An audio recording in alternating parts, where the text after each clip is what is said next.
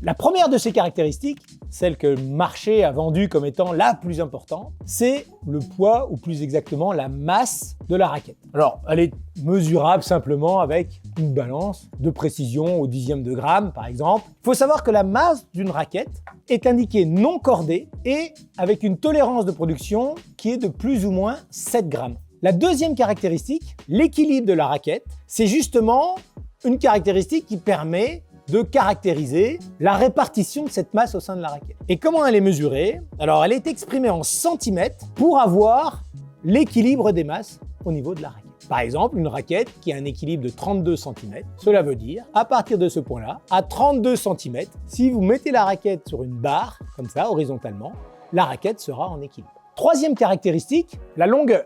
La longueur de la raquette, c'est bien sûr sa dimension en centimètres d'une extrémité à l'autre de la raquette dans l'axe longitudinal. Une raquette adulte mesure normalement 68,5 cm. On a des raquettes qui sont ensuite dites rallongées. Ça peut être 69, ça peut être 70, ça peut être 71. Le maximum est 73 cm. Une quatrième caractéristique, et qui est pour moi certainement la plus importante, c'est ce qu'on appelle le swing weight, c'est-à-dire la sensation de la masse de la raquette dans le mouvement. Et pourquoi je dis que c'est la plus importante? Parce que le tennis, c'est un sport de timing. Apprendre à jouer au tennis, c'est apprendre à laisser partir son bras au bon moment pour taper la balle au bon moment en fonction de la balle qui vous arrive. Un haut swing weight va favoriser la sensation de puissance et de stabilité. Un bas swing weight va favoriser la sensation de maniabilité. La cinquième caractéristique dont je vais vous parler, c'est la rigidité d'une raquette. La rigidité d'une raquette, c'est sa faculté à se déformer. Plus la raquette est souple, plus la raquette sera peut-être ressentie confortable, mais moins elle sera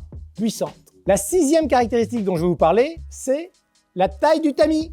Il faut savoir que plus le tamis d'une raquette va être grand, plus on dira que la raquette est tolérante. Cette taille de tamis est mesurée en centimètres carrés. La taille standard aujourd'hui est 645 cm². On peut dire que tout ce qui est plus petit que 645 cm², on peut qualifier ça de petit tamis, et tout ce qui est plus grand, bien plutôt de grand tamis. La septième caractéristique, c'est le plan de cordage. Le plan de cordage d'une raquette de tennis, c'est le nombre de cordes verticales, qu'on appelle des montants, fois le nombre de cordes horizontales, qu'on appelle des travers. Et c'est toujours dans ce sens-là. Un plan de cordage 16 x 19, ça veut dire que j'ai 16 montants et 19 travers.